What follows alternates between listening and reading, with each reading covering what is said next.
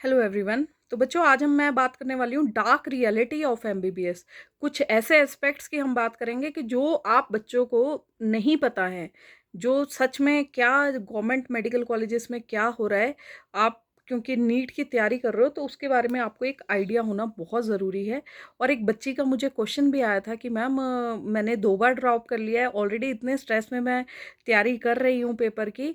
और जिस हिसाब से ये मेडिकल फील्ड में जो बातें हो रही हैं कि सच में इतना इतना घंटे इकट्ठे काम करना पड़ता है, क्या सच में ऐसा है? कि उसने और ये भी साथ में लिखा है कि मैम अगर इतना स्ट्रेसफुल वो है तो मैं मेरे को स्ट्रेस लेना अच्छा नहीं लगता और मैं डिप्रेशन में जाती हूँ। तो इसलिए आप प्लीज़ गाइड कीजिए। तो इसके बारे में हम बात करने वाले हैं। तो बेटा, सबसे पहली बात तो है कि नीट की है ना, नीट की तैयारी जब हम कर ही रहे हो, आप लोग कर ही रहे हो इतना ज़्यादा, और बार-बार ड्रॉप भी कर रहे हो, इतनी मेहनत कर रहे हो, इतना स्ट्रेस ले रहे हो, उसके बाद आप सोचते हो कि हम बन जाएँगे डॉक्टर, राइट? तो गवर्नमेंट मेडिकल कॉलेज की मैं स्पेसिफिकली बात करने वाली हूँ, क्योंकि जो प्राइवेट मेडिकल कॉलेजेस हैं, वहाँ पे इतना ज़्यादा स्ट्रेस नहीं होता है नॉर्मली।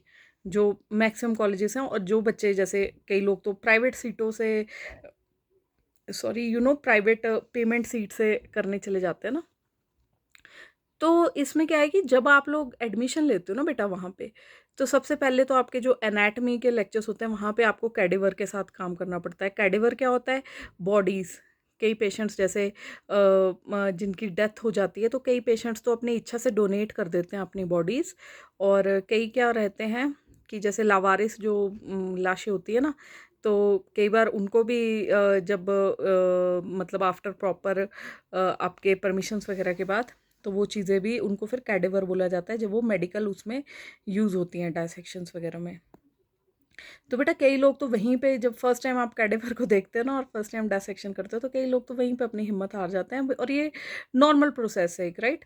फिर उसके बाद आप देखिए 4 साल आप बहुत मेहनत करते हैं, क्लिनिक्स में जाते हैं, वहाँ पे जब इंटर्नशिप में आ जाते हो तो पेशेंट्स का ब्लड ड्रॉ करते हो।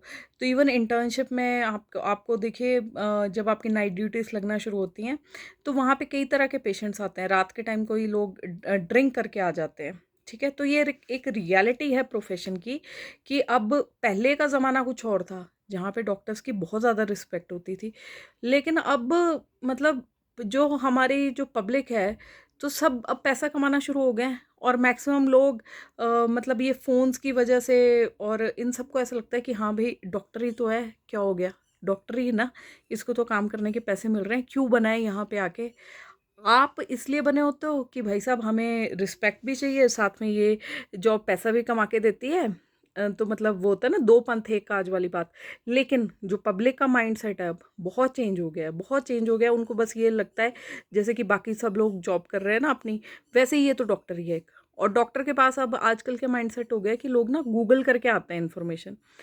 क्वेश्चंस आपसे बहुत सारे करेंगे, ठीक है? और आपको एक एक्सपेक्ट करेंगे कि डॉक्टर हमें मतलब एक फुल ट्रीटमेंट दे दे, और रिस्पेक्ट आपकी नहीं करेंगे। जहाँ पे आपने मतलब हल्की सी भी गलती की नहीं, या फिर आप देखो एमबीबीएस बन के जब आप पीएससीज वगैरह में बैठते हो, तो वहाँ पे इतनी सुविधाएं नहीं होती, आपको स्पेशलिस्ट के पास रेफ़र करना पड़ता है। और स्पेशली जब रात में पेशेंट्स आते हैं और वो फीमेल डॉक्टर्स के साथ भी बहुत बदतमीजियाँ कर जाते हैं, और ये चीज़ें सच में होती हैं। और मेडिकल प्रोफेशन में क्या लोगों का माइंडसेट है लड़कियों के प्रति, कि हाँ भाई ये तो मेडिकल फील्ड से है, मेडिकल फील्ड से तो बड़ी फ्री होगी। फ्री क्यों होगी? क्योंकि ऑलरेडी उनको पता है कि इन्होंने सब कुछ देखा होता है ना? हम पेशेंट्स करते हैं, तो आपको बहुत तरह की जब आप ये विगरस ट्रेनिंग से गुजरते हो तो आपको हर तरह का पेशेंट देखना पड़ता है। तो आप बेसिकली जब मेडिकल प्रोफेशन में जाते हो तो लड़का लड़की का भेद नहीं रह जाता, है ना? क्योंकि आपके पास मेल पेशेंट आ रहा है, अगर उसको प्राइवेट पार्ट में कहीं पे प्रॉब्लम होगी, और एग्जामिनेशन उसका आपको सिखाया जाता है, रेक्टम का एग्जामिनेशन सिखाया जाता है, तो बहुत सारी चीज़ें हैं जो आप फेस करेंगे इसमें, है ना? लेकिन जो पब्लिक में नोशन क्या जा रही है कि हाँ भाई ये नाइट ड्यूटियाँ दे रहे हैं और ये फ्री हैं, इन्होंने तो सब कुछ देखा हुआ है, तो मतलब इनका मतलब मेंटल सेटअप ऐसा है कि ये ईज़िली अवेलेबल है ना? तो एक ये चीज़ होगी। सेकंड चीज़ हम बात करेंगे आपके प्रोफ़ेशन में जो एक बदतमीज़ियाँ तो होती होती हैं, लेकिन इसके साथ क्या है, शिफ्ट्स जो आपकी वर्किंग आवर्स होते हैं ना, बहुत ज़्यादा है बेटा। अब जैसे कई हमारे बहुत अच्छे आप कॉलेजेस की बात करो, जैसे कि गवर्नमेंट मेडिकल कॉलेज चंडीगढ़, वहाँ पे फिर भी वर्क कल्चर है, ठीक है? वहाँ पे 12 घंटे की ड्यूटी है, अगर कई डिपार्टमेंट्स में तो 12 घंटे का ऑफ है, फिर आप 12 घंटे की ड्यूटी देने आते हो। ठीक है? बल्कि हालाँकि एक मज़दूर भी होता है ना, उससे भी 12 घंटे की ड्यूटी नहीं ली जाती, तो आप ये भी अपने माइंड में रखो, है ना? और बाकी तो है इसमें कई लोग तो 24-24 अब जैसे मैं जीएमसी की बात करूँ, तो वहाँ अगर 24 घंटे की छुट्टी होती है, उसके बाद ऑफ मिल जाता है। बट कई गवर्नमेंट कॉलेजेस ऐसे हैं, अगर आप इवन पीजीआई में भी जाओगे, बहुत स्ट्रिक्ट वहाँ पे ड्यूटीज़ रहती हैं आपकी, तो वहाँ पे लोग कर रहे हैं 36-36 घंटे की ड्यूटियाँ। बाकी भी कई मेडिकल कॉलेजेस हैं, तो वहाँ 36-36 घंटे ड्यूटियाँ कर रहे हैं और मतलब आपको ब्रेक नहीं मिलती। कई जगह तो 72 घंटे की भी ड्यूटी रहती है, जहाँ पे बच्चे मतलब आप बीच-बीच में नैप्स लेने के लिए जाते हो, क्योंकि एक बॉडी है, कैपेसिटी है उसकी, है ना? तो वही चीज़ अब कोलकाता वाले केस में भी हुई है। वहाँ आप सबको पता है कि 36 घंटे की ड्यूटी थी डॉक्टर बिटिया की उसकी, और उसके बाद चलो जो भी उसके साथ घिनौनी हरकत हुई, जो बहुत ही निंदनीय है। तो गर्ल्स के लिए देखो, मतलब इतनी मेहनत करके आप लोग जा रहे हैं, 2-2 3-3 ड्रॉप्स करने के बाद जा रहे हैं, उसके बाद एमबीबीएस करके निकलते हो, उसके बाद फिर से 2-3 साल ड्रॉप करोगे, फिर पीजी क्लियर करोगे, फिर जाओगे वहाँ पे, फिर ऐसी हरकतें हों, तो मेरे को नहीं लगता it is worth it. It is not at all worth it. और आपके ही कंपैरिज़न में कोई एक ऐसा बच्चा होगा जो कि अपनी ग्रेजुएशन करेगा सिंपल, एमएससी, बीएससी और या फिर बीटेक कर लेगा और उसके बाद एमबीए करके वो बहुत अच्छी-अच्छी कंपनीज़ में लग जाएँगे, है ना? और जो ये आपके बीएससी वगैरह कराता है, मतलब मान लो किसी ने बीएससी करी या बीए करी, उसके बाद एमए करी और उसके बाद वो कई लोग बैंकिंग सेक्टर में अपना चले जाते हैं, कई लोग सीडीएस का एग्ज़ाम करके अपने आर्मी में चले जाते हैं, है ना? कई पीओ बन जाते हैं, मैनेजर्स बन जाते हैं। जब जब आप जाते हो ना बैंक में अपने पैसे का काम कराने, तो वहाँ पे मैनेजर्स बने होते हैं और वो आपसे कम एज के होंगे। और आप लोग मतलब 28-29 साल में भी मतलब थोड़ा-सा आप जॉब के लिए उस टाइम सोचेंगे कि यार अभी जॉब नहीं मिल रही, स्टाइपेंड ज़रूर मिल जाएगा आपको, है ना? बट ये जो वर्कलोड है, ये जो वर्क प्रेशर है, इसके अकॉर्डिंग और ऊपर से जो आजकल जनता की मानसिकता है, तो मुझे नहीं लगता इट्स रियली वर्थ इट, है ना? तो एक बार आप सबको सोचना चाहिए कि हमें भई जाना भी है या नहीं जाना है। अभी हो सकता है कि क्योंकि दुनिया में बहुत एजिटेशंस हो रहे हैं, तो शायद इस चीज़ के ऊपर गवर्नमेंट थोड़ा-सा फ़ोकस करे, थोड़ी सेफ्टी बढ़ाए, है ना? बाकी आपको मेंटली यहाँ से भी बड़ा स्ट्रॉन्ग होना पड़ेगा, ठीक है? क्योंकि गवर्नमेंट सेटअप में एक और चीज़ पे बात करते हैं, क्योंकि इसमें ना इमोशनली बहुत सारी चीज़ें हैं। जब आप एमबीबीएस कर लेते हो, अभी जैसे आप लोग नीट की तैयारी करो, तो सबका एक ही ड्रीम है कि भैया हमें डॉक्टर बनना है, जानें बचानी है।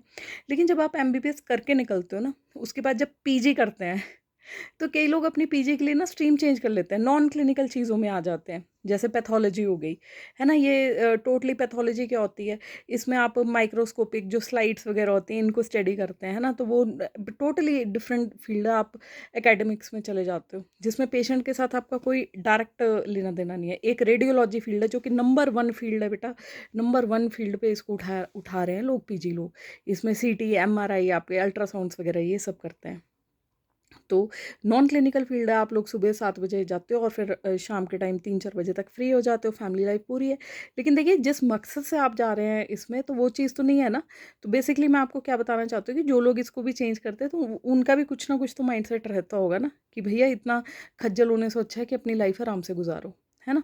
फिर उसके बाद आपके माइक्रोबायोलॉजी फील्ड है, उसमें लोग चले जाते हैं। फिर एक पीएसएम फील्ड है, उसमें लोग चले जाते हैं। फिर और कई लोग एनाटमी एनाटमी में करते हैं। फिर एक फार्मा फील्ड है, जो कि बिल्कुल ही नॉन क्लिनिकल है, आप डायरेक्ट पेशेंट के साथ वो नहीं करते हैं, है ना? तो लोग एकेडमिक्स में चले जाते हैं, पढ़ाने में, टीचिंग में चले जाते हैं। तो बेटा ये चीज़ें हैं, ये क्यों हो रही हैं? क्योंकि जिन लोगों को लगता है, अब देखिए अब कोई एक्सीडेंटल केस आ जाता है, जो कि पेशेंट है ही मरने की हालत में और सर्जन चाह के भी उसको नहीं मतलब बचा पाता है, तो उसमें क्या पेशेंट्स क्या कर रहे हैं, उस सर्जन को पकड़ के मारने पे आ जाते हैं, है ना? तो ये और कुछ जगह ख़ैर हम ये भी बोलेंगे, कुछ जगह डॉक्टर्स की भी थोड़ी-सी नेग्लिजेंस हो सकती है, बट 99% डॉक्टर्स तो बहुत अच्छा काम कर रहे हैं अपना। लेकिन जब उनको होगा ऐसा कि हाँ भाई, जो पेशेंट है, हम तो पेशेंट को बचाने की कोशिश कर रहे हैं और पेशेंट के रिलेटिव्स हमें ही मार रहे हैं, आके पिटाई कर रहे हैं, कूट रहे हैं हमें तो ऐसे में मुझे नहीं लगता ये चीज़ वर्थ है ना? तो ये एक डार्क रियलिटी है। प्लस अगर हम इसकी फ़ायदों की बात करें, तो फ़ायदा सिर्फ़ एक ही है कि आपको ये लगता है कि हाँ, जब पेशेंट को किसी को आप ठीक करते हो ना, तो फिर वो जब आपको बोलता है कि डॉक्टर साहब आप मेरे लिए भगवान हो, बस वो एक चीज़ ऐसी है जो इस प्रोफ़ेशन में है और वो किसी और प्रोफ़ेशन में। लेकिन हैविंग सेड दैट, ऐसे लोग बोलने वाले हैं ही कितने? आजकल मैक्सिमम लोग थैंकलेस हो चुके हैं। मतलब जिस हिसाब से हमारे समाज में चीज़ें हो रही हैं ना, तो पीपल आर थैंकलेस। बहुत कम लोग होंगे ऐसे कि जो आपको एप्रिशिएट करेंगे कि आप अच्छा काम कर रहे हो, है ना? मैक्सिमम लोग तो बस एक दूसरे की लेग पुलिंग में लगे हुए हैं। तो बेटा जो भी डिसीजन लेना अपना हमेशा थोड़ा ध्यान में रख के लेना। अब जिस बच्चे ने मेरे से पूछा है, जिस बच्ची ने पूछा है मेरे से, मैं उसका नाम भूल रही हूँ, तो बेसिकली यही है कि स्ट्रेस तो है, नो डाउट स्ट्रेस रहेगा, आपको आगे भी जाके रहेगा। और इतना पढ़ने के बाद भी, मतलब जब आप पीजी भी कर लोगे, उसके बाद आप जाके कमाना शुरू होगे, तो मेरे हिसाब से जो बच्चे स्ट्रेस नहीं ले पाते हैं या फिर कुछ ऐसा है, तो मुझे नहीं लगता कि MBBS is even worth it, until and unless MBBS ही उनका फर्स्ट ड्रीम है कि हाँ भैया हमें तो डॉक्टर ही बनना है, हमें डॉक्टर बन के ही मतलब सेटिस्फेक्शन मिलेगी, ये मेरा ड्रीम है कि जब तक मेरे नाम के आगे डॉक्टर नहीं लगा, या फिर जब तक मैंने वो वाइट एप्रन पहन के मैंने पेशेंट्स को ठीक नहीं किया, तब तक मुझे मानसिक शांति नहीं मिलेगी। अगर वैसे वाला केस है तो ज़रूर आप डॉक्टर बनिए, ऐसी कोई बात नहीं है। बट देखिए इस फील्ड में स्ट्रगल्स हैं, और आगे वाले टाइम में तो जिस हिसाब से मेडिकल कॉलेजेस खुल रहे हैं और जिस हिसाब से डॉक्टर्स पास आउट हो रहे हैं, थोड़ी सैचुरेशन भी आ रही है इस फील्ड में ना। तो ये भी आपने चीज़ें ध्यान रखनी कि जॉब्स वाली वैकेंसीज़ में भी ना थोड़ा सैचुरेशन आना शुरू हो गई है।